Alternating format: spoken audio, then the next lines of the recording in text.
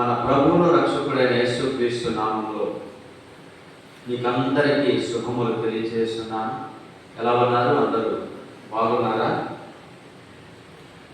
మంచిది. దేవుని యొక్క మాటలు మీరు వింటున్నారని, దేవుని యొక్క లేఖనాల్లో ఉన్న విషయాలను మీరు పరిచయం చేస్తూ ధ్యానిస్తూ ప్రభువుని మహిమపరుస్తున్నారని మేము విశ్వసిస్తున్నాం. మీ కొరకు ప్రార్థన చేస్తున్నాం. ఈరోజు ఆదివారం. దయచేసి మీరందరూ కూడా త్వరపడి ప్రభు సన్నిధికి రావడానికి సిద్ధపడండి. కుటుంబ సహితముగా ప్రభు సన్నిధికి రండి. ప్రభు ఇస్తున్నటువంటి వాక్య సందేశాలను, వాక్య ఉపదేశాన్ని విని బలపరచబడండి. 6 దినములు కష్టపడండి. 7వ దినమున విశ్రాంతి దినము. ఇది ప్రభు యొక్క దినము కనుక ఈ ప్రభు యొక్క దినమును ఆచరించండి. ఆరాధన చేయడానికి, ప్రభుని మహిమపరచడానికి సిద్ధపడి త్వరపడి ప్రభు మందిరానికి రావాలని ప్రభు ప్రకటన చేస్తున్నాను. ఎందుకంటే ఆదివారం ఖచ్చితంగా ప్రభు మందిరానికి రావాలి, లేదు ప్రభుని ఆరాధించాలి.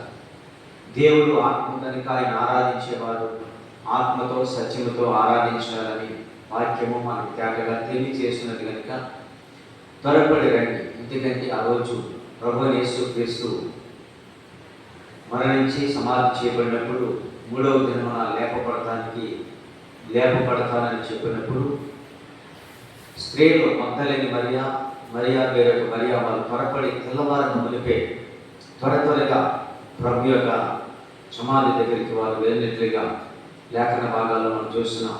అంత ఆసక్తి, అంత ప్రేరేపణ, అంత గొప్ప విశ్వాసం కలిగి వారు ప్రభుని చూడటానికి, ప్రభుని ఆరాధించడానికి, ప్రభుని గణపరచడానికి, ప్రభుని మహిమపరచడానికి వాళ్ళంత ఆసక్తి కలిగి వారు త్వరగా ఆ యొక్క సమాధి దగ్గరికి వెళ్ళినట్లుగా మనం చూస్తున్నాం.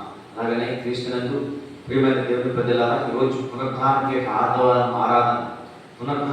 ఆరాధనకు ఎవరు కూడా నిర్లక్ష్యంగా లేకుండా త్వరగా రావాలని ప్రభు పేట మనం చేస్తున్నాం. ఈరోజు ఒక చిన్న వాగ్దానం మనం తీసుకుందాం. ఆ వాగ్దానం ప్రకారంగా ఇక్కడి నుంచి మనం బయలుదేరదాం. దేవుడు ఆ వాగ్దానం నా జీవితాల్లో స్థిరపరచబడాలని, ఆ వాగ్దానం చేత మనమందరం బలపరచబడాలని, దేవుని చిత్తమును గుర్తించి దేవుని యొక్క కృపలో నేను మనం అందరం వర్ధిల్లాలని ప్రభు పేట మీకు మనం చేస్తున్నాం. దయచేసి మనం అనేకమైన వాగ్దానాలు తీసుకుంటున్నాం. అనేకమైన వాగ్దానాల చేత మనం బలపరచబడుతూ ఉంటున్నాం. ఈరోజు కూడా ఒక చిన్న వాగ్దానం దేవుని యొక్క లేఖనాల్లో అనేకమైన వాగ్దానాలు ఆదికాండము ప్రారంభించుకొని ప్రకటన గ్రంథం వరకు అనేకమైన వాగ్దానాలను ఉన్నాయి. వాటిలో ఏ ఒక్కటి కూడా నిరర్ధకం కాకున్నట్లుగా అవన్నీ కూడా ప్రభు కృపలో నీ పట్ల, నా పట్ల, మనందరి పట్ల ఆయన నెరవేర్చుకుంటూ కొనసాగించుకుని వస్తున్నాడు. చూడండి. ఈరోజు కీర్తనకారుడు రాసినటువంటి 20వ కీర్తన మొదటి వచనంలో చక్కటి వాక్య భాగము మనకి ప్రభు యొక్క వాక్యం ద్వారా తెలియజేస్తున్నాడు. ఈ కీర్తన ప్రధాన గాయకుడి దావీదు కీర్తన అని మనం చూస్తున్నాం. ఈ కీర్తనలో మొదటి వచనంలో మంచి విషయాలను ప్రభు కృపను బట్టి ఆయన రాస్తున్నాడు. ఏది రాసినా ఎక్కువ శాతం కీర్తనలు దావీదు గారు రాశారు. ఆ దావీదు రాసినటువంటి కీర్తనలు ఏ ఒక్కటి కూడా అవి తీసి పారేయడానికి వీల్లేదు. ఆయన అనుభవంలో నుంచి, ఆయన పడినటువంటి బాధల్లో నుంచి, కష్టాల్లో నుంచి, నష్టాల్లో నుంచి, శ్రమల్లో నుంచి ఆయన దేవుడు ఆయనకి ఇచ్చినటువంటి ఆ జ్ఞానంతో రాసినటువంటి కీర్తనలు. అక్కడ అంటున్నాడు, ఆపద కాలమందు యెహోవా నీకు ఉత్తరమిచ్చును గాక, యాకోబు దేవుని నామము నిన్ను ఉద్ధరించును గాక. చూడండి, మంచి విషయాలు. గాక అంటే అవును గాక, జరుగుతున్నవి అనేక విషయాలు. ఈ విషయాల్లో మనం చూస్తున్నాం. ఆపద కాలమందు అంటే ప్రియమైన దేవుని ప్రజలారా, మానవుడికి ఏదో ఒక దినమన ఆపద అనేటువంటిది సంభవిస్తున్నాయి కూడా. అయితే ఆపదలో నుంచి మనం బయటపడాలి. ఆపదలో నుంచి మనము అలా తిరిగి ఆ యొక్క మంచి సురక్షితమైన క్షేమకరమైనటువంటి పరిస్థితుల్లోకి మనము నడిపించబడాలి. అంటే ఖచ్చితంగా దేవుడు మనకు ఉన్నాడు, ఆయన ఉద్ధరించువాడని మనం దేవుని లేఖన భాగాల్లో మనం చూస్తున్నాం. ఇక్కడ రాయబడినటువంటి విషయాన్ని ఖచ్చితంగా దేవుడు నిత్యముగా మీ జీవితాల్లో నెరవేర్చడానికి ఆయన సిద్ధముగా ఉన్నాడు. ఆయన సమస్తమును చేయగలిగినవాడు, ఆయన సమస్తమును జరిగించగలిగినవాడు. ఆయన అడుగు వాటి కంటే ఊహించే వాటి కంటే అత్యధికముగా చేయగలిగేవాడు. లేని వాటిని ఉన్న వాటిగా, ఉన్న వాటిని లేని వాటిగా చేయగలిగినటువంటి సర్వాధికారి శివాధిపతి అయిన దేవుడు నీ పట్ల చేయబోతానికి ఆయన ఉంటున్నాడు. చూడండి, ఇక్కడ అంటున్నాడు, ఆపద కాలమందు యెహోవా నీకు ఉత్తరమిచ్చునుగా అంటున్నాడు. ఆపది కాలం అంటే ప్రతి మనుషులో ఏదో ఒక విషయంలో ఆపద వస్తూ ఉంటుంది. ఆపద లేనివాడు, సమస్య లేనివాడు అనండి లేనిటువంటి వ్యక్తి భూమి మీద ఏ ఒక్కరు ఉండరు.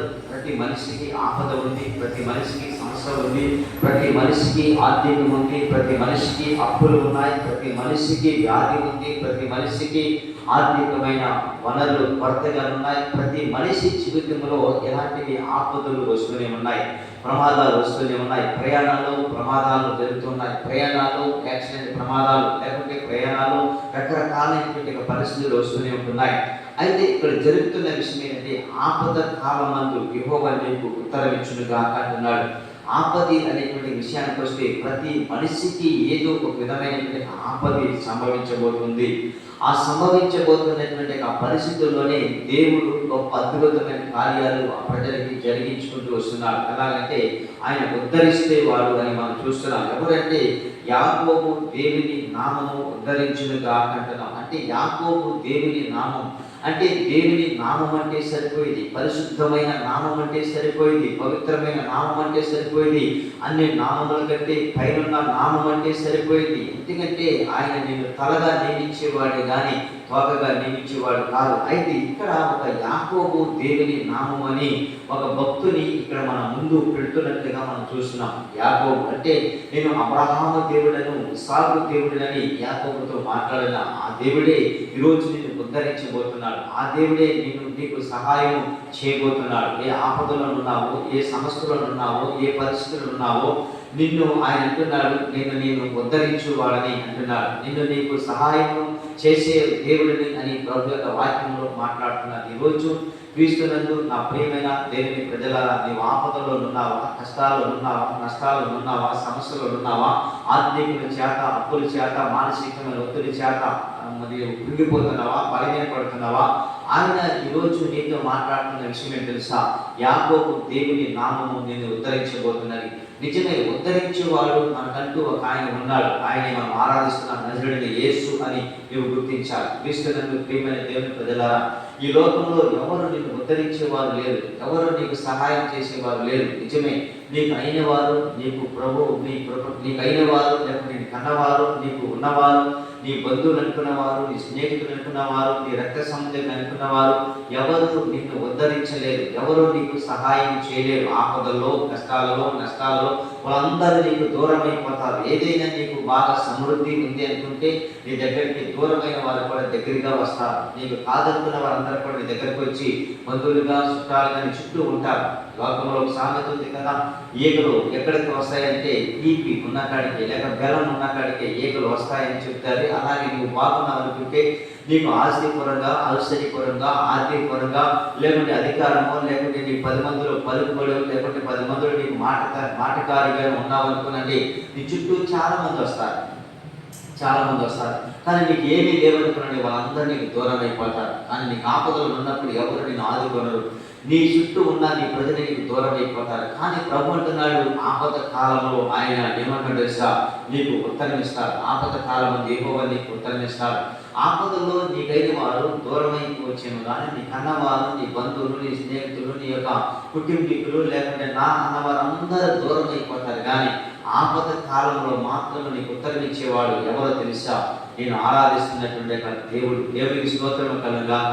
ఆయన నజరుడైన యేసు అని నీకు తెలియజేసిన నేను ఆరాధిస్తున్న ప్రభు, నేను మహిమపరుస్తున్నటువంటి ప్రభు ఈరోజు నీవు ఆపదలో ఉంటే కనుక, నీవు కష్టాల్లో ఉంటే కనుక దేవుని సన్నిధిలో నీవు మోకరించి ప్రార్థన చేస్తే ఖచ్చితంగా ఆయన నీకు ఉత్తరం ఇవ్వడానికి, నీకు ప్రత్యుత్తరం ఇవ్వడానికి, నీ పక్షాన్ని నిలవబడి నీ కొరకు వ్యాజ్యమాడి నిన్ను బలపరచడానికి వరకు ఆయన నీ దగ్గరికి రావడానికి సిద్ధంగా ఉన్నారు. ఆపద కాలంలో యెహోవా నీకు ఉత్తరం ఇచ్చేవాడు, నిన్ను మహిమపరిచేవాడే, నిన్ను పడిపోతున్న నిన్ను లేవనెత్తేవాడు, నీకు సహాయం చేసేవాడు ఆయన నీ పక్షం ఉన్నాడు. ఆయన ఎవరో తెలుసా? యాకోబు దేవుని నామము ఉద్ధరించేదని, యాకోబు దేవుని నామము నిన్ను ఉద్ధరిస్తున్నది. ఎవరిని ఉద్ధరిస్తున్నదని తెలుసా? ఆపదలు ఉన్నవారికి, కష్టాలు ఉన్నవారికి, సమస్యలు ఉన్నవారికి, కూలిపోతున్న వారికి, బలహీనపడుతున్న వారికి ఉద్ధరించే నామము. ఆ నామము బలమైనది, అన్ని నామముల కంటే గొప్ప నామము, అన్ని నామముల కంటే పైన నామము, అన్ని నామముల కంటే ఆ నామము పరిశుద్ధమైన నామము. దేవుని లేఖనాల్లో ఒక మాటలో మనం చెప్పాలంటే ఆయన నామము పరిశుద్ధమైన నామము. యాకోబు దేవుని నామము నిన్ను ఉద్ధరించుతున్నది, నిన్ను కాపాడుతున్నది, నీకు సహాయం చేస్తున్నది. ఆ నామముల గురించి నువ్వు గుర్తించాలి, ఆ నామముల గురించి నువ్వు తెలుసుకోవాలి. ఆ నామముల గురించి నువ్వు తప్పనిసరిగా ఖచ్చితంగా ప్రభుత్వంలో నామమేటు ఎన్నో నామాలు ఉన్నాయి భూమి మీద, శతకోటి నామాలు ఉన్నాయి. ఎన్ని కోటి నామాలు ఉన్నా యేసు నామముకు మించిన నామము లేదు. యేసు నామం ఎలాంటి తెలుసా? అన్ని నామముల కంటే పైనామము, అన్ని నామముల కంటే ఉన్నతమైన నామమని మనం దేవుని లేఖన భాగాల్లో పిలుపులు రాసిన పత్రికలు మీరు చూడగలరు. కనుక అట్టి నామము కలిగిన దేవుడు నిన్ను ఉద్ధరిస్తున్నాడని ప్రభు యొక్క వాక్యంలో మనం చూస్తున్నాం. ఈ రోజైనా ఖచ్చితంగా ప్రభు నిన్ను ఉద్ధరించేవాడు, నీకు సహాయం చేసేవాడు, నీకు ఉత్తరం ఇచ్చేవాడు, నీకు మేలు చేసేవాడు, నీ కీడు నుంచి తప్పించేవాడు, ఆపద నుంచి తప్పించేవాడు, సమస్యల నుంచి విడిపించేవాడు. యాకోబు దేవుని యొక్క నామం ఉద్ధరించు నామము, అది గొప్ప నామం అని గుర్తించి ఖచ్చితంగా దేవుని సన్నిధికి వచ్చి నువ్వు మోకరిస్తే ఈరోజు దేవుడు నీతో మాట్లాడుతున్నాడు. యాకోబు దేవుని నామము ఉద్ధరించబోతున్నది. యాకోబు దేవుని నామము నిన్ను ఉద్ధరించబోతున్నది, నీకు సహాయం చేయబోతున్నది. ఆ సహాయం చేసే నామమే, నిన్ను బలపరిచే నామమే. ఒకసారి జ్ఞాపకం చేద్దాం. చూడండి, 145వ అధ్యాయం, కీర్తనకారుడు రాసినటువంటి కీర్తన 145వ కీర్తనలో కూడా ఇదే మాట, చక్కటి మాట మనకి 14వ వచనంలో చక్కటి మాట మీకు కనబడుతున్నది. నేను జ్ఞాపకం చేస్తున్నాను. చూడండి, 145వ అధ్యాయం కీర్తన 145వ కీర్తనలో 14వ వచనాన్ని మనం ఒకసారి జ్ఞాపకం చేస్తున్నాం. యాకోబు దేవుని నామం ఉద్ధరిస్తున్నది. ఎవరిని ఉద్ధరిస్తున్నది? యాకోబు దేవుని నామము ఎవరిని కాపాడుతున్నది? యాకోబు దేవుని నామము ఎవరికి సహాయం చేయబోతున్నది? యాకోబు దేవుని నామము ఎవరిని లేవనెత్తబోతున్నది? యాకోబు దేవుని నామము ఎవరిని బలపరచబోతున్నది? యాకోబు దేవుని నామము ఎవరిని ఆదరించబోతున్నదో ఈ వాక్య భాగంలో, అది కూడా దావీదు కీర్తన, స్తుతి కీర్తన అని మనం చూస్తున్నాం. ఇందులో రాయబడుతున్న మాట, యెహోవా పడిపోవు వారందరినీ ఉద్ధరించేవాడట. దేవుని స్తోత్రం కలుగాక. పడిపోవు వారందరినీ కూడా యెహోవా నామము ఎలాంటిదంటే చెప్పండి, యెహోవా నామము ఎలాంటిదంటే, యెహోవా నామము ఎలాంటి వారిని ఉద్ధరిస్తున్నాడు దేవుడు అంటే అక్కడ చెప్తున్నమాట. యెహోవా పడిపోవు వారందరినీ ఉద్ధరించేవారు. ఏ విషయంలో పడిపోయావో, ఎక్కడ పడిపోయావో, పాపములో పడిపోయావా, శాపములో పడిపోయావా, అప్పులు ఊబులో పడిపోయావా, చెట్టగల దొంగ ఊబులో పడిపోయావా, ఎక్కడ పడిపోయావో దేవుని కనుక ఒకసారి నువ్వు పైకి ఆ చేయి చాపితే ఆయన అంటున్నాడు, పడిపోయే వారు అందరినీ కూడా నేను ఉద్ధరించేవాడు అని అంటున్నాడు. ఆపద కాలమందు ఆయన నమ్మకం సహాయకుడిని మనం చూస్తున్నాం. ఆపద కాలమందు యెహోవాని ఉత్తరం ఇచ్చేవాడని మాట్లాడుకుంటూ వస్తున్నాడు. అంతేకాదు ఈ వాగ్దానం ఈరోజు నీతో, నాతో, అందరితో మాట్లాడుతున్నది. యాకోబు దేవుని నామము ఉద్ధరించును గాక. కనుక ఖచ్చితంగా నేను ఉద్ధరించేవాడు ఆయన ఉన్నాడు. ఆయనే మనం ఆరాధిస్తున్నటువంటి ప్రభు. చాలా మంది అంటారు, కొంతమంది కుమారులను చూసి, కుమార్తెను చూసి, ఏం ఉద్ధరించేవారు నా జీవితంలో? నా జీవితం అంతా కూడా నీ కొరకే వెయిపరిచాను, ఖర్చు పెట్టాను, చదివించాను, ఎన్నో అప్పులు చేశాను, ఎన్నో తిప్పలు పడ్డాను, గొప్ప ఉద్యోగాలు చేస్తామనుకున్నాను, గొప్ప మంచి కాలేజీలో చదివించాను, మంచి ర్యాంక్ వస్తుందని చదివించాను, మంచి ఉద్యోగం చేస్తామని చదివించాను. కానీ చివరికి ఏం చేశారు? ఏమి ఉద్యోగం లేదు కదా, రోడ్డులో తిరిగే పరిస్థితి, నన్ను ఏం ఉద్ధరించేవారని చాలా మంది కుమారులను తండ్రులైనటువంటి వారు మాట్లాడుతుంటారు. నిజమే, వారు నీకు ఉద్ధరించలేదు. నీకున్న రూపాయలు ఖర్చు పెట్టి చక్కటి చదువులు చదివించవచ్చు కాలంలో, కాలేజీ చదువులు. కానీ వాళ్ళు చదువుతున్నారు, లేకుంటే అక్కడ ఎంజాయ్ చేస్తున్నారు, శిఖాలు చేస్తున్నారు. తెలియనటువంటి పరిస్థితి. అమ్మ నాకు జాబ్ వచ్చేస్తుంది, 1 లక్ష రూపాయలు పంపించిందంటే తల్లిదండ్రులు కష్టపడవు, లేకపోతే శ్రమపడవు, వ్యాపారము, వ్యవసాయం ఏదో రీతిగా వాళ్ళు శ్రమపడి సంపాదించి ఆ కుమారులకి పంపిస్తున్నారు వాళ్ళు కాలేజీ చదువులు కొరకు. కానీ అక్కడ వాళ్ళు ఏం చేస్తున్నారు తెలుసా? చదువుతున్నారంటే వాళ్ళు చాలా మంది చదవటం లేదు. చాలా మంది ఏం చేస్తారంటే వాళ్ళ ఇష్టానుసారమైనటువంటి బెట్టింగులు కడుతున్నారు, కాబట్టి క్రికెట్ ఆటలు ఆడుతున్నారు. వాళ్ళకి పంపించిన డబ్బులన్నీ కూడా పాడు చేస్తున్నారు. చదువు పేరు మీద, కాలేజీల పేరు మీద తల్లిదండ్రులు మోసం చేసి, తల్లిదండ్రులకు అవమానపరిచే రీతిగా బ్రతికే పరిస్థితులు చాలా మంది జీవితాల్లో మనం చూస్తున్నాం. అందుకే వాళ్ళు తిరిగి ఉద్యోగాలు లేకుండా తిరిగి ఇంటికి వచ్చినప్పుడు ఏం చేశారంటే ఉద్యోగం లేదు, ఏమీ లేదు, పాడు లేదు, ఇంకా తిరిగి ₹1,000 అప్పులు చేసే పరిస్థితి కనబడుతున్నది. వీళ్ళు అంటారు కదా తల్లిదండ్రులు, ఏమి ఉద్ధరించేవారు? మా జీవితంలో మా జీవితాలతో ఆడుకున్నావు, ఏమి ఉద్ధరించలేకపోయేవాడు. నిజమే, ఈ లోకంలో నీ కుమారుడు నేను ఉద్ధరించలేదు, నీ సహోదరులు నేను ఉద్ధరించలేదు, నీ బంధువర్గం నేను ఉద్ధరించలేదు, నీ ఫ్రెండ్స్ నేను ఉద్ధరించలేదు, ఎవరు నేను ఉద్ధరించలేదు. అంటే నేను కాపాడలేదు, నీకు సహాయం ఎవరు చేయలేరు. ఆపదకాలం యెహోవా నీకు ఉత్తరం ఇచ్చేవాడు. ఈ లోకంలో ఎవరు నీకు ఉత్తరం ఇచ్చేవారు ఉండరు, సహాయపడేవారు ఉండరు. కానీ ఇక్కడ అంటున్న దేవుని యొక్క వాక్యం అన్నాడు, ఆపద కాలం యెహోవా నీకు ఉత్తరం ఇస్తున్నాడు. అంతేకాదు యాకోబు దేవుని నామము నిన్ను ఉద్ధరిస్తున్నది.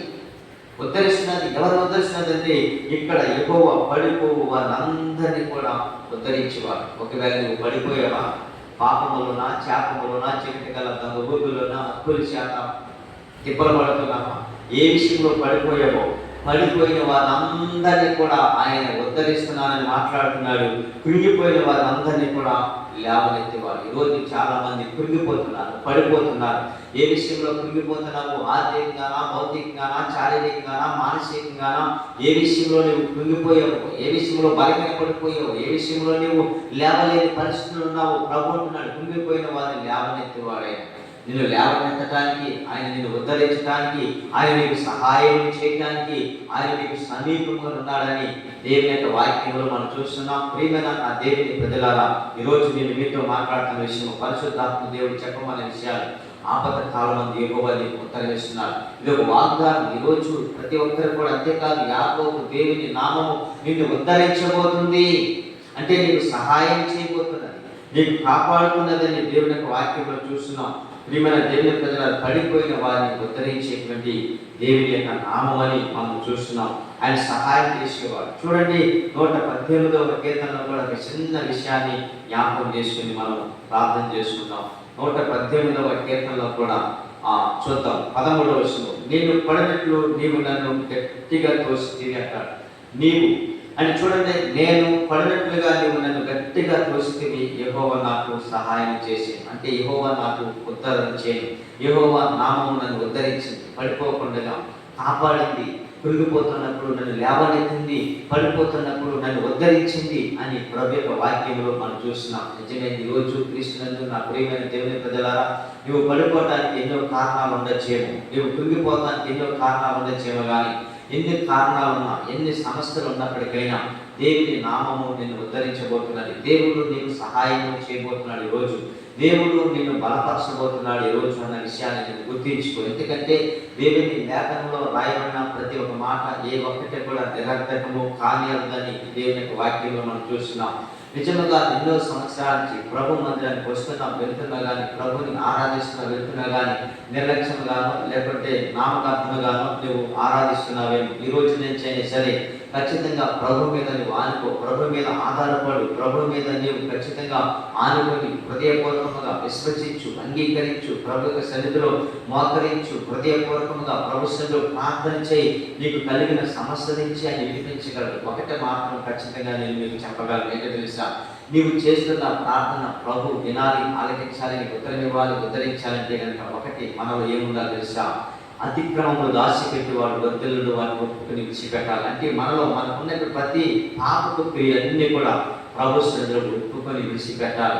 మోసము, దోషము, అసూయ, వ్యాసధారణ, కపటము, నీలో ఉన్న ప్రతి అక్రమ సంబంధాలు అన్నీ కూడా ప్రభు సన్నిధిలో ఒప్పుకొని విడిచిపెట్టినప్పుడే ఖచ్చితంగా నిన్ను ఉద్ధరించి సహాయం చేయగలడు. లేదు మనలో అలాంటి ఏమాత్రము మార్పు లేకుండా, మన క్రియలు మార్చుకొనకుండా, మన బ్రతుకు మార్చుకొనకుండా, మన జీవితంలో మార్పు లేకుండా అక్రమ సంబంధాలు కలిగి అన్యాయపు జీవితాన్ని జీవిస్తూ వాడిని కొట్టి వీడిని కలిసి వాడిని వీడికి వెళ్ళి వాడి ఎత్తి మీద చేతులు వీడి ఎత్తి మీద చేతులు చేసి అన్యాయంగా లంచం పుచ్చుకొని అన్యాయంగా దోపుడు సొమ్ముకి పరుగులెడుతూ జీవిస్తావనుకోండి, ఎంత మాత్రము కూడా ఆయన ఏమాత్రము కూడా నీకు సహాయం చేయడానికి సిద్ధంగానే ఉన్నాడు. కానీ వాటిని ఎప్పుడైతే నీవు ఒప్పుకొని విడిచిపెడతావో ఖచ్చితంగా ఆయన నీకు సహాయం చేయడమే కాకుండా నిన్ను ఉద్ధరించి నీకు మేలు చేయడానికి ఆయన చిత్తముగానే ఉన్నాడని దేవుని వాక్యంలో చూస్తున్నాను. నేను పడినట్లు నీవు నన్ను గట్టిగా త్రోసివేసింది. నిజమే, మనం అనేకమైన సార్లు మనం తొయ్యబడ్డాం, అనేకమైన సార్లు మనం పడిపోయాం, అనేకమైన సార్లు మనం కృంగిపోయాం. అయినా ఇప్పుడు మళ్ళా తిరిగి ప్రభు యొక్క కృపను బట్టి, ప్రభు యొక్క దయని బట్టి, ప్రభు యొక్క కనికరను బట్టి నీవు మళ్ళా తిరిగి లేవడానికి అవకాశాన్ని ప్రభు మనకి ఇస్తున్నాడు. ఎందుకంటే పేతురు మునిగిపోతున్నప్పుడు ఆయన ప్రభువా నాకు సహాయం చేయవని అడిగాడు. ఆయన ఎందుకో నేను నశించిపోతున్నానని అడిగాడు. ఆయన ఈరోజు ఎవరైతే ప్రభువా నేను నశించిపోతున్నాను, నేను కృంగిపోతున్నాను, నేను పడిపోయాను, నన్ను లేవనెత్తు, నన్ను ఉద్ధరించు, నాకు సహాయం చేయి అని ఖచ్చితంగా నీవు ప్రభుత్వం అడిగితే కనుక ప్రభు నీకు సహాయం చేయడానికి ఆయన సిద్ధముగానే ఉన్నాడు. ఎందుకంటే ఎంతో మందిని ఆయన సహాయం చేయగలిగినవాడు, ఆయన ఉద్ధరించగలిగినవాడు. అంటున్నాడు, నేను పడినట్లు నీవు నన్ను గట్టిగా తోసితివి, యెహోవా నాకు సహాయం చేశాడు. నిజమే, పడిపోయిన వారందరినీ ఉద్ధరించేవాడు, కృంగిన వారిని లేవనెత్తేవాడు. ఈరోజు నీవు ఏ విషయంలో పడిపోయావో ఆయన నిన్ను లేపుతున్నాడు, ఆయన నీ దగ్గరికి వస్తున్నాడు. ఎందుకంటే ఒక ఉపమానం, ప్రభు యేసుక్రీస్తు ఒక ధనవంతుడు వచ్చి ప్రభు దగ్గరికి వచ్చినప్పుడు పరలోక రాజ్యంలోకి ఎవరు ప్రవేశిస్తారన్న దాని గురించి మాట్లాడితే ఆయన కొన్ని ఉపమానాలు చెప్పుకుంటూ ఒక మాటని మాట్లాడుకుంటూ వస్తున్న విషయంలో ఆయన అంటాడు, ఆయన పడి ఉన్న చోటికి వచ్చి అతని మీద జాలిపడి, అతని ఎందుకు కనికరపడి, అతని మీద గాయములకి తగిన గాయమన్నిటికీ నూనె రాసి అతనికి ఆ గాయములు కట్టినట్లుగా దేవుని లేఖనాలు చూస్తాం. అతడు పడి ఉన్న చోటికి వచ్చాడంట. ఎందుకంటే ఆ ప్రియమైన ఆ దేవుని ప్రజలారా, నువ్వు ఏ విషయంలో పడిపోయావో, నీవు పడి ఉన్న చోటికి రాగలిగిన వాడు, నీవు కృంగిపోతున్న పరిస్థితుల్లో రాగలిగిన వాడు, నీవు ఆ పడిపోయిన స్థితిలో ఉన్నప్పుడు నీ దగ్గరికి రాగలిగిన వాడు ఒక ఆయన ఉన్నాడు. ఆయన యాకోబు, దేవుని యొక్క నామము. అది ఉద్ధరించేది, అది నీకు సహాయం చేసేది, అది నీకు మేలు చేసేది. కనుక నీలో ఉన్న ప్రతి క్రియలన్నీ కూడా ఒప్పుకోవాలి, ఖచ్చితంగా వాటిని విడిచిపెట్టాలి, మారు మనసు పొందాలి. మారు మనసుకు తగిన ఫలాలను నీవు ఫలించాలి. మారు మనసుకు తగిన ఫలాలను ఫలించకుండా, మారు మనసు లేకుండా, క్రియలు మారకుండా, జీవితము మార్పు లేకుండా, ఇంకా దేవుని సన్నిధికి వస్తూ వెళుతుండగానే దేవుడు నిన్ను కాపాడినట్లుగానే ఉంటాడు. కానీ జీవితంలో ఫలభరితముగా నీవు ఆశీర్వాదాలను అనుభవించలేవు, ఫలభరితముగా నీవు ఆశీర్వాదాలను నీవు చూడలేవు, పచ్చగా నీవు ఉండలేవు. నీ గిన్నె నుండి పొర్లి ఉండాలంటే ఖచ్చితంగా నీకు కలిగినటువంటివన్నీ కూడా, అంటే చెడు వ్యసనాలన్నీ కూడా విడిచిపెట్టాలి. రామ, క్రోధ, మద, మోహ, మత్సరములు విడిచిపెట్టుకోవాలి. నీకున్న చెడు వ్యసనాలు, నీకున్నటువంటి అపవిత్రమైన కార్యాలు అవన్నీ విడిచిపెట్టుకున్నప్పుడు ఖచ్చితంగా ఆయన నీకు ఉత్తరమిస్తాడు, ఖచ్చితంగా ఆయన నిన్ను ఉద్ధరిస్తాడు. ఉద్ధరించడమే కాకుండా నీకు సహాయం చేసి నీ స్థితిని ఆయన మార్చగలిగినవాడు. ఈ లోకంలో ఎవరు కూడా నీ స్థితిని మార్చలేరు, కానీ ఆయన నీ స్థితిని మార్చగలిగినటువంటి ఒకే ఒక ఆయన నీకు ఉన్నాడు. ఆయనే మనం ఆరాధిస్తున్నటువంటి ప్రభు, ఆయనే నిన్ను మహిమపరచగలిగినటువంటి ప్రభు. నీవు ఆయన మహిమపరచడానికి ఇష్టపడు. ఇదే అనుకూలమైన సమయము, నేడే రక్షణ దినము. ఈ వాగ్దానం ఈరోజు మీ జీవితాల్లో, మీ కుటుంబాల్లో ప్రభు ఆయన నెరవేర్చడానికి ఆయన సిద్ధంగా ఉన్నాడు. కనుక దయచేసి ఈ వాగ్దానం ప్రకారంగా ఈరోజు మనం అందరం కూడా సిద్ధపడదాం, ఇష్టపడదాం. యాకోబు దేవుని యొక్క నామాన్ని అది ఉద్ధరించేది కనుక, అది మనం బలపరిచేది కనుక, అది మనకి సహాయం చేసేది కనుక, సహాయం చేసే నామాన్ని మనము అంగీకరించుదాం. అతి కృప దేవుడు మీకు మాకు అందరికీ అనుగ్రహించును గాక. ప్రార్థన చేద్దాం. ఒక చిన్న ప్రార్థన చేసుకుని మనము ఇక్కడి నుంచి సెలవు తీసుకుందాం. తలలో వచ్చినాం, ఏకీభవించుదాం. నాతో కలిసి చిన్న ప్రార్థన చేద్దాం. పరిశుద్ధమును నమ్మకమును పరలోకమందున్న మా తండ్రి, మీకు స్తోత్రాలు, వందనాలు ప్రభువా. ఆపద కాలం నుండి యెహోవా నీకు ఉత్తరం ఇస్తాడని మాట్లాడాం. అంతేకాదు యాకోబు దేవుని నామము ఉద్ధరిస్తుంది అని మాట్లాడాం. నిజమే ప్రభువా, ఎవరిని ఉద్ధరిస్తున్నదంటే పడిపోయిన వారందరినీ ఉద్ధరిస్తున్నదన్నావు, కృంగిపోయిన వారిని లేవనెత్తుతుంది అన్నావు. నేను పడినట్లుగా గట్టిగా త్రోసివేశావు, కానీ అయితే యెహోవా నాకు సహాయం చేశాడని మాట్లాడుతున్నావు. మాకు సహాయం చేయండి, బలపరచండి.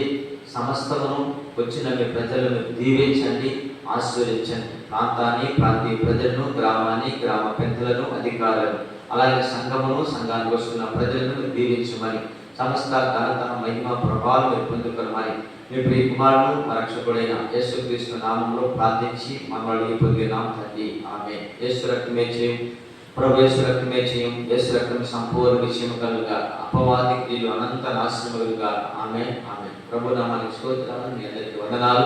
ఈ కార్యక్రమం ఇక్కడితో ముగించబడుతుంది. దేవుని చిత్తమైతే మళ్ళీ తిరిగి రేపు కలుస్తున్నాం. అంతవరకు సెలవు తీసుకున్నాం. దేవుడు మిమ్మల్ని మీ కుటుంబాలను బాగా దీవించి ఆశీర్వదించును గాక. God bless you.